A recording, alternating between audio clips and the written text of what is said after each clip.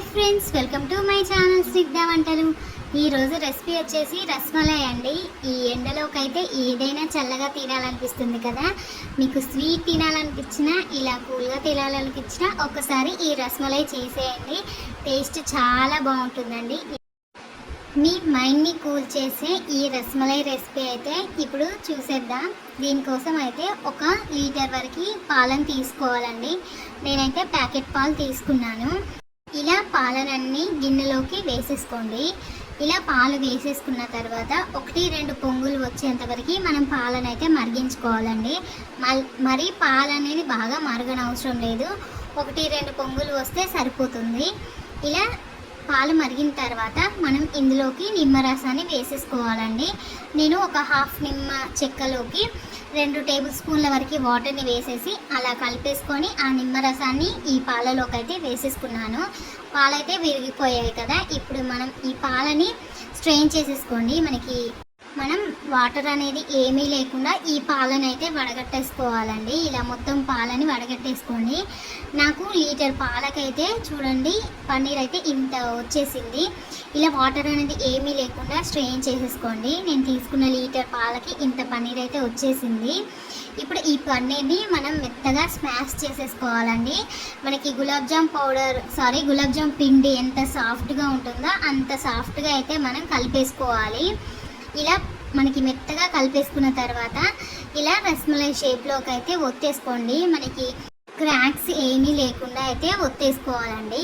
మనకి చూపిస్తున్న ఈ విధంగా అయితే మీరు రస్మలై షేప్లోకి అయితే ఒత్తేసుకోండి. మరీ పల్చగా మరీ మందగా కాకుండా ఇలా అయితే చేసి పక్కకు పెట్టేసుకోవాలి. ఇప్పుడు ఇంకొక గిన్నె పెట్టేసుకొని 1 కప్పు వరకు పంచదార అయితే తీసేసుకోండి.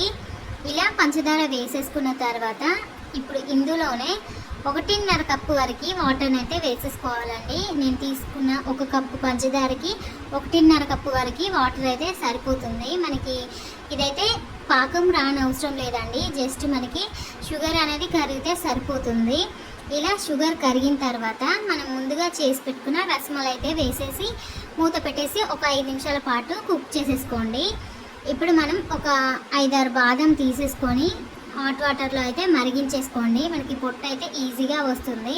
మీకు టైం ఉంటే వాటర్లో వేసి నానబెట్టేసుకున్నా సరిపోతుంది. నేనైతే టైం లేదని ఇలా హాట్ వాటర్లో మరిగించుకొని తొక్క తీసిన ఈ బాదంని మిక్సీ పట్టేసుకోండి. పాలను వేసి మిక్సీ పట్టేసుకోండి. ఇప్పుడు ఇంకొక బౌల్ తీసేసుకొని 2 కప్పుల వరకు పాలను అయితే వేసేసుకోండి. చిక్కటి పాలు తీసేసుకోండి. మనకి రసమలై అనేది చాలా టేస్టీగా ఉంటుంది.